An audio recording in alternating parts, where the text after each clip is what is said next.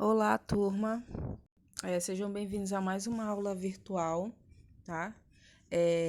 Essa aula ela é uma continuação da última que nós tivemos de gestão de programas e projetos. Acho que faz um pouquinho de tempo, né, por conta do feriado, mas acho que vocês lembram que eu tinha levado para vocês um esquema dos principais atores e seus papéis nas políticas, programas e projetos sociais, né? Bom, até então eu tinha feito com vocês um pouco de revisão, um pouco de recapitulação de coisas que nós vimos na disciplina de políticas públicas, né, que ficou um pouquinho a desejar, e também um pouquinho de planejamento do outro semestre, que a gente acabou sendo prejudicado por conta da pandemia e tudo. Mas dessa vez, né, a gente já vai começar a ver o conteúdo da disciplina propriamente dito, né, para que também a gente não fique tão apegado ao conteúdo que já passou. Então, eu trouxe para vocês, né, aqui no primeiro momento, a parte um dessa aula, que já vem falando da importância do serviço social na gestão de programas e projetos, né? Hoje, segunda-feira, nós vamos ver a segunda parte, né?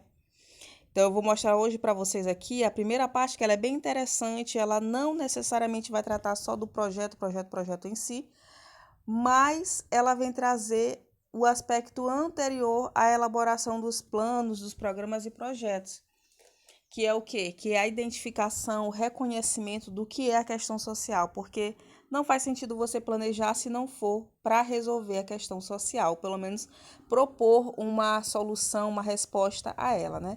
Então, qual seria, na verdade, a intenção, o objetivo do papel do assistente social dentro de tudo isso, dessa questão que se coloca, né?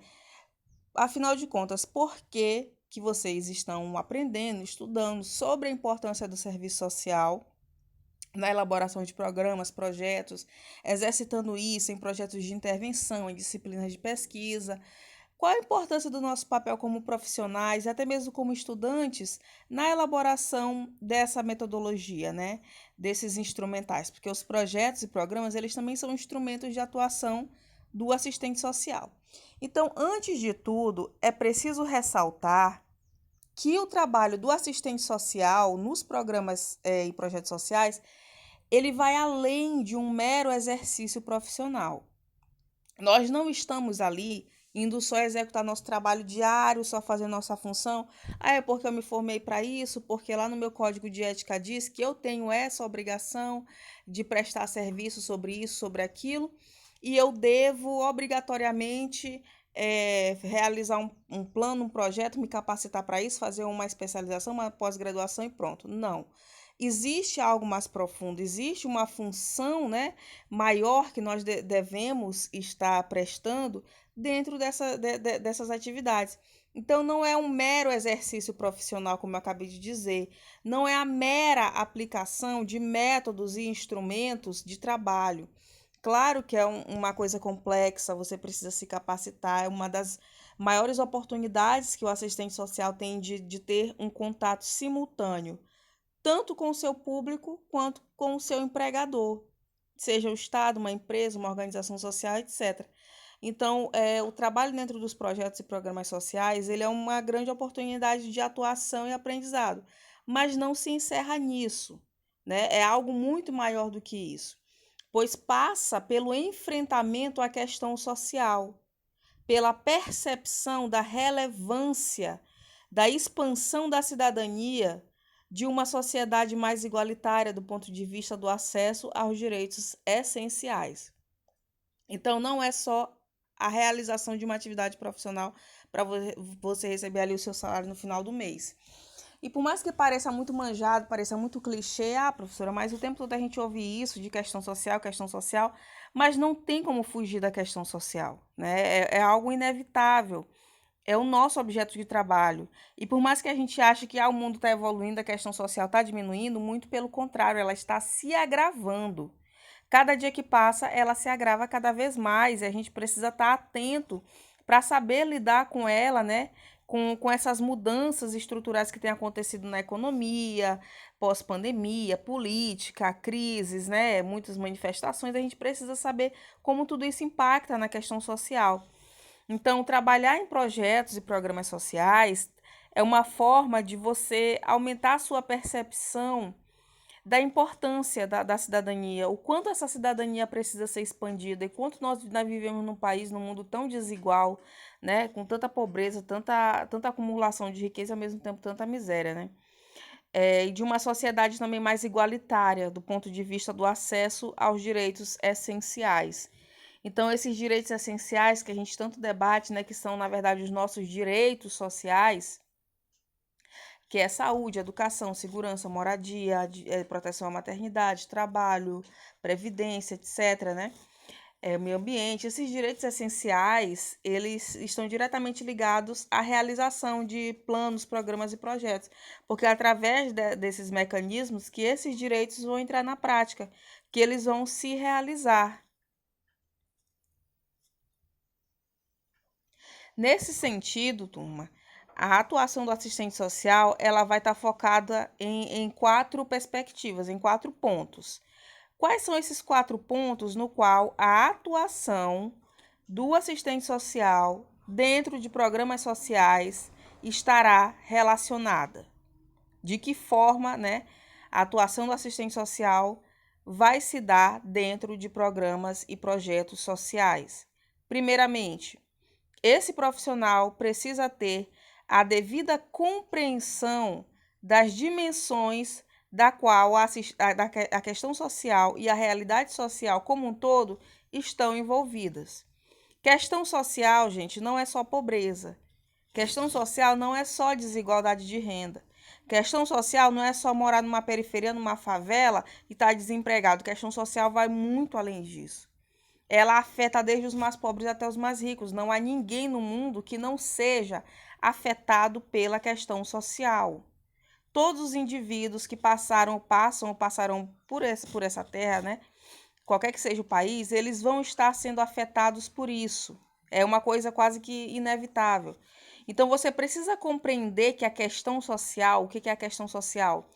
São as consequências, né, das desigualdades geradas pelo capitalismo.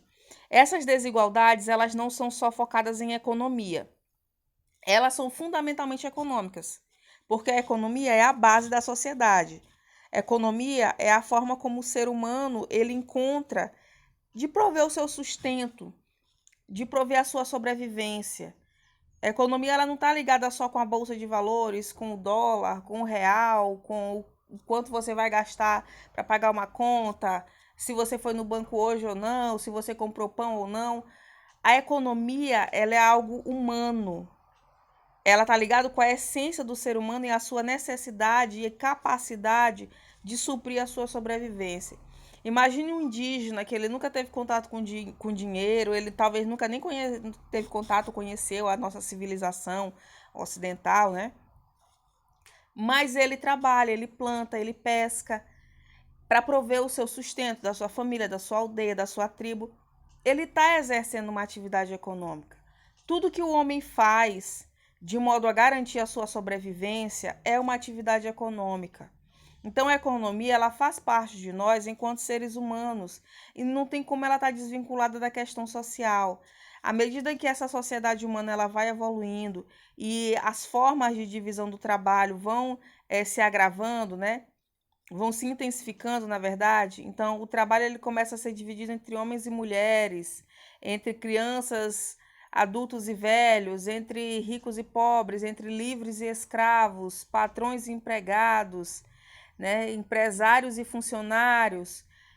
À medida que essa divisão econômica ela vai se agravando, a desigualdade no mundo vai também se agravando, né? O capitalismo ele levou ao extremo a desigualdade econômica. Mas a questão social também tem uma dimensão política. Qual é a dimensão política da questão social? A política, assim como a economia, ela é intrínseca ao ser humano.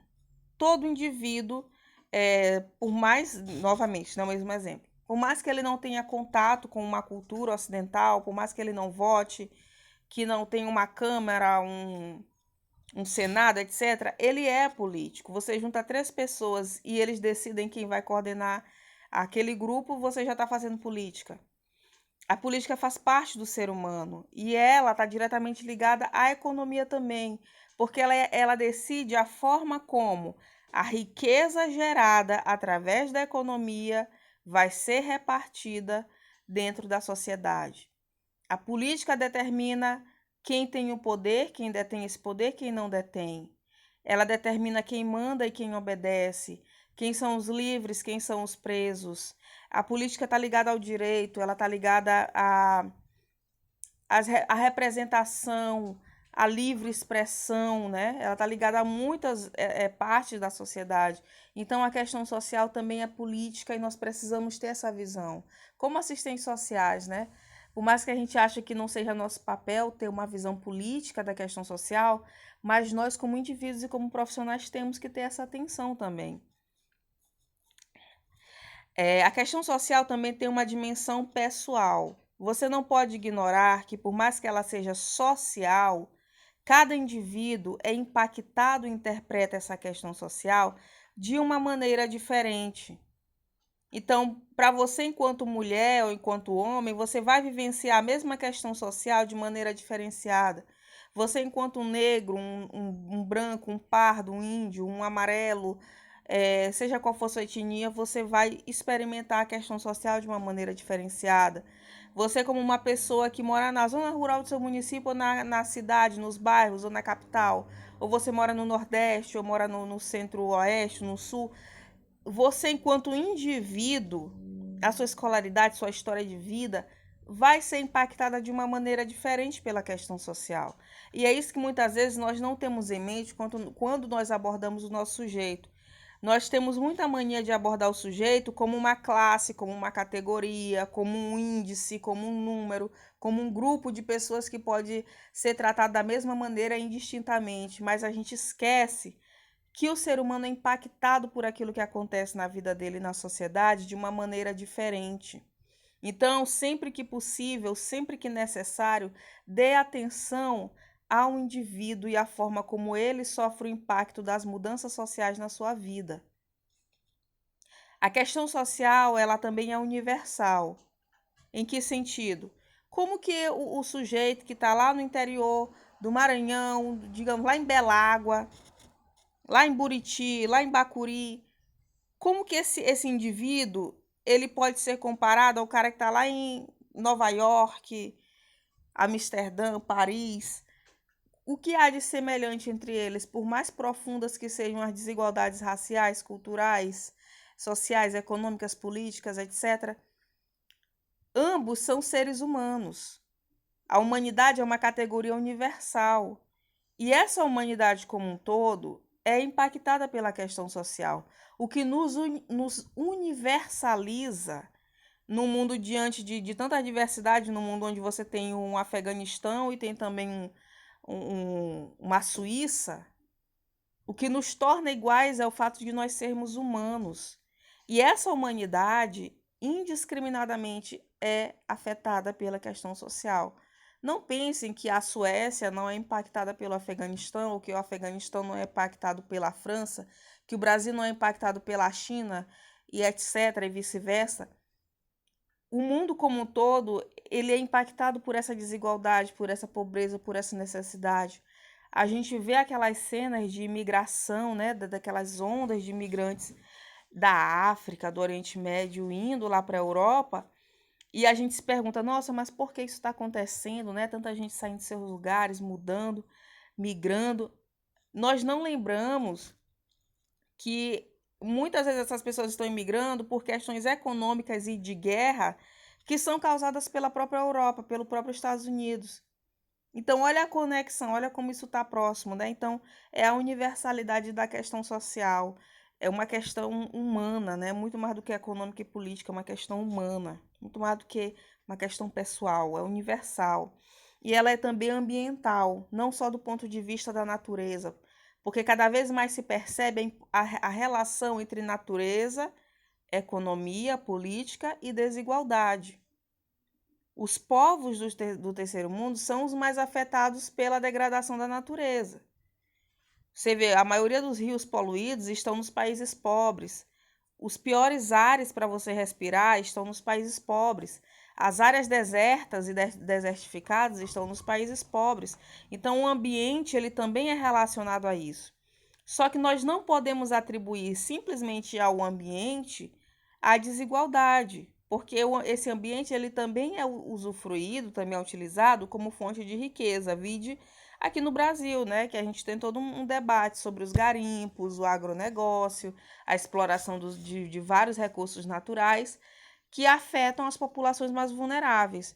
Então, gente, nós, em primeiro lugar, o primeiro foco da ação do assistente social precisa ser olhar essa questão social e essa realidade social como um todo, em seus aspectos econômicos, políticos, culturais, pessoais, universais e ambientais. Segundo, necessidade de intervir para gerar mudanças consistentes na sociedade. Será que o nosso trabalho é só mudar a vida do fulano ali naquela semana, naquele mês? Será que a gente não pode contribuir? Claro que nós sozinhos não temos capacidade, né, de mudar o mundo, enfim, né, falando assim de uma maneira genérica. Mas será que a gente não pode fazer mais do que aquilo que nós temos feito?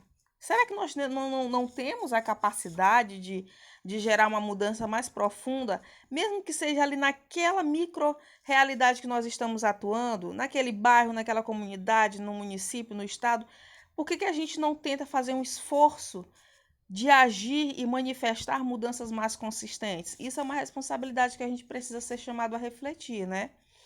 Fazer projetos que sejam mais consistentes, que sejam pensados naquilo que nós vivenciamos e não só baseados numa realidade fantasiosa, numa realidade avulsa, que não tem nada a ver com a gente, né?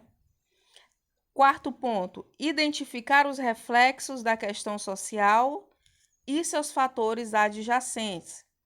Eu disse para vocês agora há pouco que a questão social é econômica, política, cultural, pessoal, universal e ambiental. Mas ela também tem fatores adjacentes.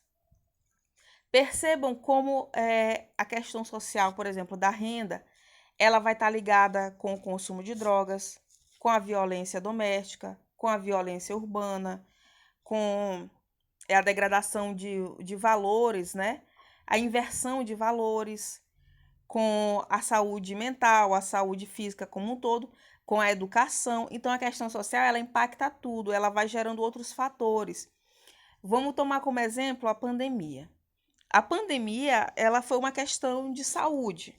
Só que essa questão de saúde física afetou o psicológico das pessoas, afetou a violência doméstica, afetou a violência urbana, afetou o preço das coisas, trouxe uma série de problemas que estavam ali debaixo do tapete à tona. Então, a questão social ela vai ter vários reflexos e efeitos colaterais, fatores adjacentes. A gente não pode deixar esses fatores escaparem, porque senão eles crescem e se tornam novas e novas e novas expressões da questão social. Nós temos que trabalhar no sentido de contê-los, né? E mitigá-los. E quarto ponto, exercitar a capacidade de eficiência do desenvolvimento e implementação dos projetos e programas sociais. Isso é um grande problema que a gente enfrenta, né? Por que, afinal de contas, quando a gente cria um projeto, cria um programa, ele não sai do papel. Às vezes, quando ele sai do papel, ele não dá certo. O que acontece, né? Onde é que nós temos errado na condução dos nossos programas e projetos? Talvez nós estejamos errando na condução deles, na forma de pensá-lo, de planejá-lo. Quando você planeja errado, a eficiência ela fica prejudicada. O que é a eficiência? A eficiência é a capacidade que você tem de medir o quanto aquilo consegue atingir os seus objetivos iniciais. E aí a gente está cansado de ver políticas públicas, projetos, programas sociais que não alcançam seus objetivos. Vamos pegar, por exemplo, o Bolsa Família. O Bolsa Família, ele tem como objetivo, não é dar dinheiro todo mês para as pessoas, não é esse o objetivo principal. O objetivo principal é combater a fome, né, e diminuir a pobreza. 20 anos depois, o quanto que o Bolsa Família conseguiu diminuir e combater a pobreza no Brasil? Será que com certeza aconteceu, né? Com certeza ele conseguiu diminuir de alguma forma, mas será que foi o necessário? Será que a gente não poderia estar melhor ainda? Então, a gente precisa focar na eficiência, em fazer as coisas funcionarem. A gente não pode só pegar, botar uma coisa em prática como se fosse assim de qualquer maneira, né? Percebendo a questão social. Então, vamos fazer um exercício de tentar perceber melhor, observar melhor a questão social. As manifestações, gente, da questão social, elas vão além do contexto do capital. Capital versus trabalho, né, no caso. Então, não é só o rico versus o pobre, o patrão versus o empregado, etc., que resume a questão social, como eu falei para vocês agora há pouco. Ela tem inúmeras dimensões e inúmeros fatores. É preciso refletir também a falta de educação, habitação, fome, violência, afirmando assim a manifestação da contradição do modo capitalista de produção. Que contradição é essa? A contradição de que ao mesmo tempo que você tem uma criança ali na escola, essa criança não necessariamente vai estar aprendendo. E não necessariamente ela vai estar aprendendo aquilo que pode contribuir para a sua emancipação. Ela pode estar aprendendo, ela pode estar sendo educada de uma maneira a ser subserviente. Educação liberta? Sim, mas depende do tipo de educação que você está passando. Será que a educação que nossas crianças têm tido tem contribuído para a sua libertação, para a sua emancipação, para a melhoria da sua qualidade de vida? Isso é uma questão a pensar, né? Habitação. De que forma que a habitação é contraditória na sociedade capitalista, nesse modo de produção? Uma pessoa ela pode ter uma casa própria numa favela, mas não necessariamente essa habitação é salubre para ela. Não necessariamente é segura.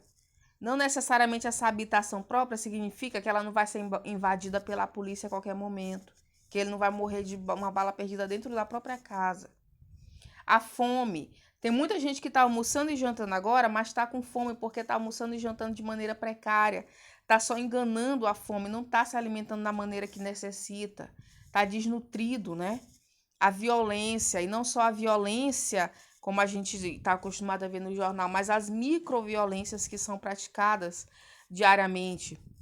A microviolência de você ser seguido num supermercado, de você ser discriminado numa repartição pública, de você ser visto como um cidadão de segunda classe, de você ser maltratado num hospital, de você não ter acesso a um advogado decente, de você ser ignorado, não ter acesso a políticas públicas, tudo isso é violência.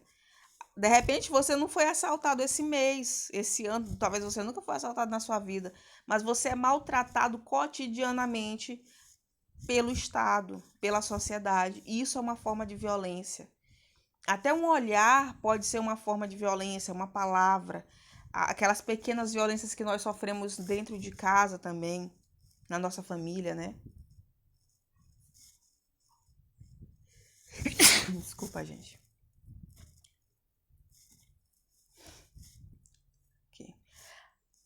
No qual os capitalistas se apropriam da produção dos trabalhadores, fundamentando assim a contradição na produção e apropriação da riqueza socialmente produzida. E aí está a contradição fundamental do capitalismo, que é aquele que trabalha e produz não é dono daquilo que trabalha e produz. O trabalho dele é apropriado por outros. E o capitalismo ele vai e vem, ele passa por crise, ele cresce, ele enfraquece e isso nunca muda. Aquele que trabalha entrega a sua riqueza para aquele que é o dono do modo de produção, né? Aquele velho exemplo. Imagina um trabalhador de uma fábrica de carros, né? Ele ajuda a produzir 300 carros por dia. Ele ajudou a produzir ali uns 100 mil reais, digamos assim. 100 mil reais? Não, uns 300 mil reais, digamos assim. Né? Digamos que seja mais ou menos isso. O que esse cara ganha por mês não é nem 10% disso, às vezes. Né? Então, você vê, aquele que produz não é dono da produção. Essa é a contradição fundamental do capitalismo. Aí eu trouxe aqui para vocês um esqueminha bem interessante que eu encontrei na internet, que é um mapa mental sobre a questão social no Brasil. Para vocês verem as múltiplas manifestações da questão social no Brasil. Ela está aqui em 4 aspectos, né? Tem, por exemplo, a questão social no Brasil, ela se manifesta através de minorias, da questão das minorias, né? Quais são as nossas minorias? Minorias não necessariamente numéricas, tá, gente? Mas representativas, políticas, econômicas. Os negros, os índios, LGBTQ e mais, mulheres, deficientes, idosos, pessoas portadoras de algum tipo de necessidade especial, condições especiais de saúde, etc., né? Então é um conceito antropológico e não matemático. Não tem como você dizer que minoria porque tem... Ah, mas professora, será que tem mesmo menos negros? Tem menos mulher do que homem no Brasil? Não. Mas por que as mulheres são uma minoria? Porque isso é um conceito antropológico, não é um conceito matemático. Aqueles que têm menos poder numa sociedade são considerados minorias. É um conceito histórico e cultural, então é a própria história do Brasil que vai construindo essas classes desiguais, esses grupos que vão sendo jogados para guetos, né, que vão sendo excluídos da participação política e econômica do país, do poder, né, na verdade. Subordinação de um grupo ao outro. Então, a minoria ela está relacionada a esse conceito de poder e dominação. O hétero por exemplo, oprime o homossexual, ou indiretamente, né, a heterossexualidade ela exerce uma pressão sobre a homossexualidade. Os homens, a respeito das mulheres, negros e brancos, não é uma questão necessariamente de rivalidade, mas é um dado, né, da realidade, isso acontece. Os índices, né? Então, tem a questão também dos índices de Gini, que é um índice que mede a concentração de renda, e o IDH, que mede a escolaridade, expectativa de vida, renda per capita, condições de vida no geral, né? Que o Brasil, ele ainda tem dados bem ruins em relação a isso. Então, é um país que tem dinheiro, que tem uma certa riqueza, mas que essa riqueza não é distribuída.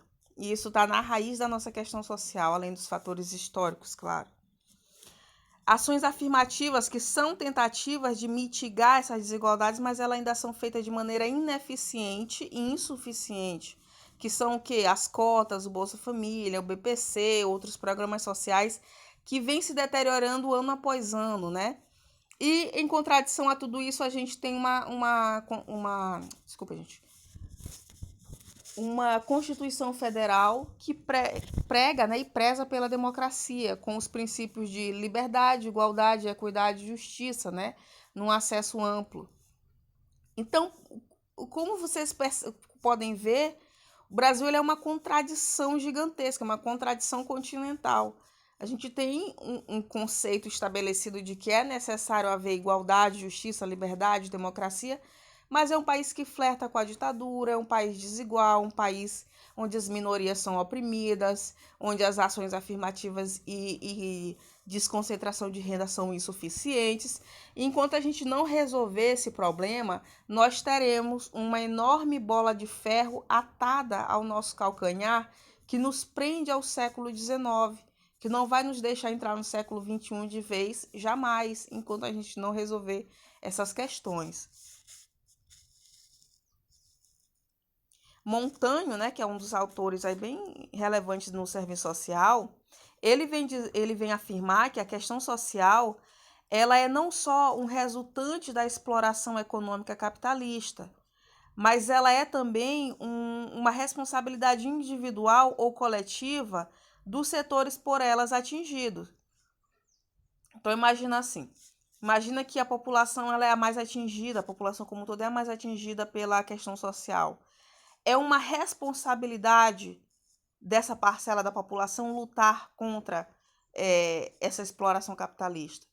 A gente não está falando aqui de uma utopia, de professora, como é que os pobres vão acabar com o capitalismo? Isso é impossível, isso é um sonho.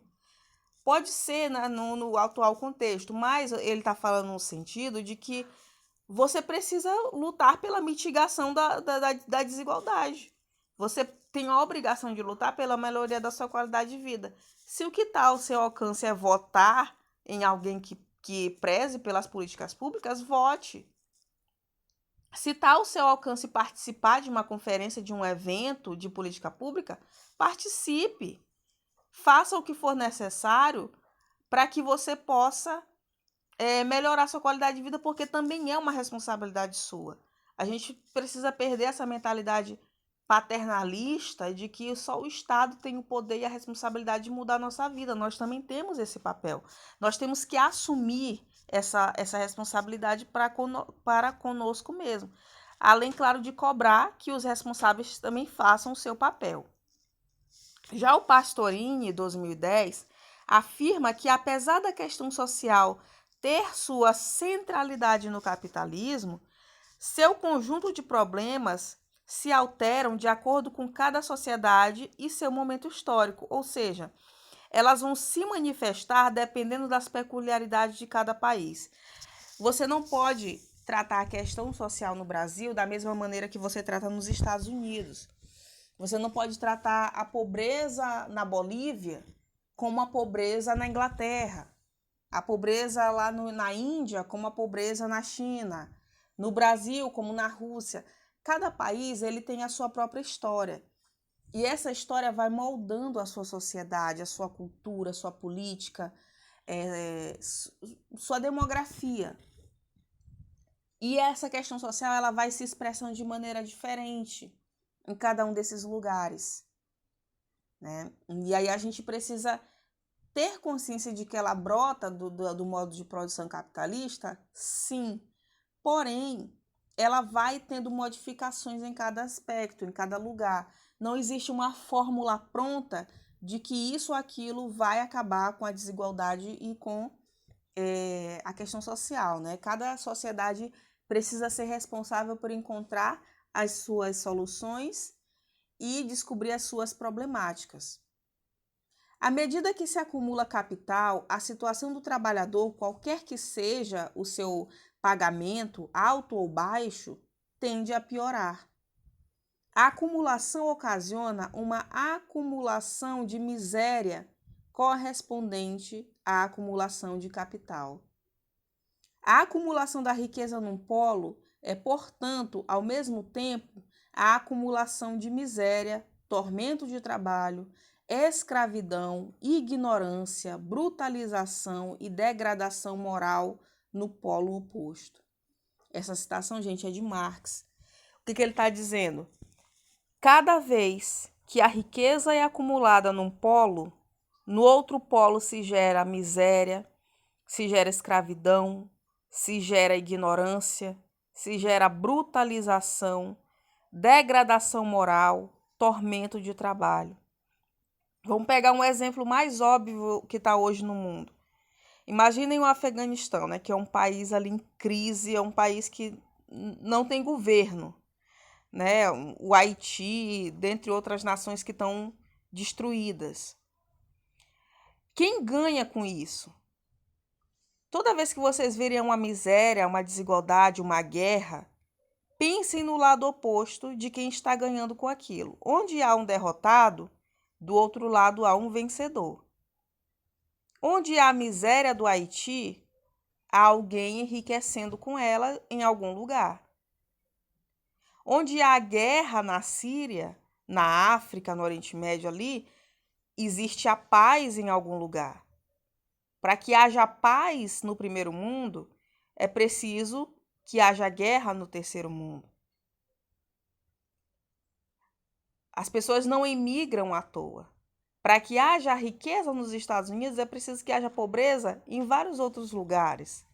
Eu não estou sendo assim anti-americanista, nem colocando ali uma rivalidade, né, entre os continentes, as nações, nem nada, mas pense nisso, né? Quem lucra com a indústria da guerra? Imagina que o país mais rico do mundo investiu durante 20 anos 20 trilhões, 2 trilhões, na verdade, quer dizer, desculpa. Investiu 2 trilhões em um país que continua miserável. Que investimento foi esse? No que eles investiram? Investiram em guerras, investiram em destruição, investiram em armas. Então, o capitalismo ele tem essa peculiaridade, conforme o Marx diz. Onde há um polo enriquecendo, há um polo empobrecendo.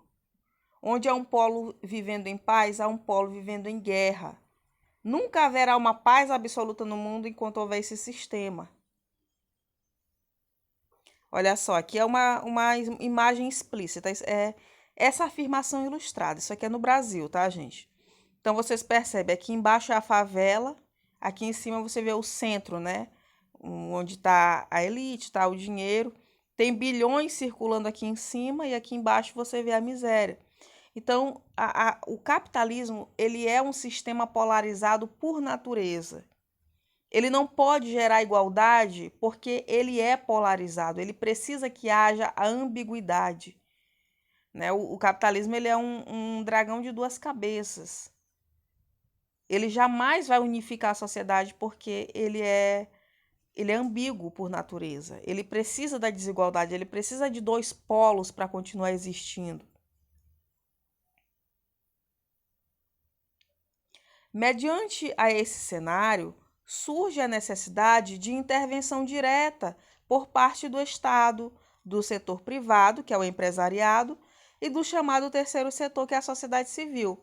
Então, diante desse tipo de situação aqui, vão ser criadas as políticas e os programas sociais nos quais nós iremos atuar, porque chega um momento que você precisa fazer alguma coisa com essa situação. Porque os pobres eles estão aumentando, a miséria está aumentando, e você precisa dar um jeito nisso.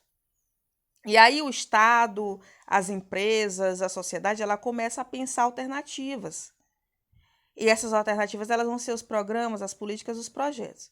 Mas eu trouxe aqui para vocês um quadrinho ilustrado, que continuando a nossa tradição de sempre explicar um pouquinho do funcionamento do poder público, né, no Brasil, eu vou explicar brevemente aqui para vocês o que são esses três setores, tá? Se vocês tiverem qualquer dúvida, depois vocês podem voltar, perguntar, enfim, fiquem à vontade. O primeiro setor é o Estado. Entendendo por esse nome, o ente com personalidade jurídica de direito público, encarregado de funções públicas essenciais e indelegáveis ao particular. Então, o Estado ele é o primeiro setor. Né? Aqui tem a imagenzinha, gente, esse brasão, quem não sabe, é o brasão da República Federativa do Brasil, tá? Então, sempre que vocês verem isso aqui significa governo federal, significa o Estado, né? Poder público. Ele tem aquelas funções que não podem ser passadas para mais ninguém, como justiça, segurança, fiscalização, política pública. Ninguém mais pode desempenhar essas funções. E ele é o principal provedor de políticas públicas, programas, projetos, porque ele é pago para isso, ele é financiado para isso através dos nossos impostos. Tem também o segundo setor, que é o empresariado. Ele é compreendido como as organizações de mercado. O que são essas organizações de mercado? São pessoas físicas ou jurídicas, ou seja, CPFs ou CNPJs de direito privado, encarregadas da produção e comercialização de bens e serviços, tendo como escopo o lucro e o enriquecimento do empreendedor. Então, lógico que o empresário ele quer o seu enriquecimento. Vamos colocar aí a C&A, a Riachuelo, a Marisa, são grandes empresas, né, de roupa aqui no Brasil, que elas querem o lucro, claro, né, que é para isso que esse segundo setor existe. Mas, digamos, o C&A, ela tem vários projetos para costureiras, os bancos, eles também têm projetos sociais, várias empresas também fazem seus projetos sociais, né? Então, eles também acabam tendo essa questão, que é a chamada responsabilidade social, né? E tem o terceiro setor, que somos nós, né? E as nossas organizações populares, as ONGs, as associações, que nós somos o terceiro setor. É aquele que congrega as organizações que, embora prestem serviços públicos, produzem e comercializam bens e serviços. Não são estatais, nem visam ao lucro financeiro com empreendimentos efetivados, estando incluídas aqui, portanto, as associações, as sociedades sem fins lucrativos e as fundações. Por exemplo, quem é o terceiro setor? Associação de moradores de tal lugar, associação de pescadores, sindicatos, clubes de mães, cooperativas, né, ONGs, tudo isso é terceiro setor, tá, gente? Só fazendo esse adendo para vocês. E nesse contexto surgem as políticas e projetos sociais como mecanismos de combate às questões sociais, a fim de provocar mudanças, né, na sociedade. Então, o objetivo principal são gerar as mudanças. Então, tem o capitalismo, tem a questão social e suas múltiplas dimensões. Essas múltiplas dimensões, elas vão gerar diversas contradições na sociedade. Essas contradições, elas vão gerar problemáticas, essas problemáticas vão afetar todos os setores da sociedade e esses 3 setores vão se mobilizar para gerar alternativas para essa questão social. Essas alternativas, elas vão ser, muitas vezes, programas e projetos sociais. Esse é o processo, tá? Os projetos sociais se expressam como um desejo de intervenção na realidade, que a partir de um estudo sobre determinado problema e por meio de ações efetivas e organizadas, buscam intervir nas questões sociais, a fim de provocar mudanças, conforme afirma Carvalho, né, em 2003. Então, aí você vai ver que esses projetos sociais, particularmente, eles vão se expressar como um desejo coletivo de intervenção. Vocês estão vendo aí que está aumentando a violência e a pobreza no Brasil? Logo, as pessoas elas vão se mobilizar para criar uma solução para isso, pelo menos uma alternativa, né? Então, vai ser preciso criar alternativas que sejam efetivas e organizadas, tentando intervir, né? Buscar mudança nessas questões. Atuando nas 3 esferas da sociedade de maneira diferente, o assistente social participa da identificação de demandas. Ele vai lá descobrir quais são as problemáticas.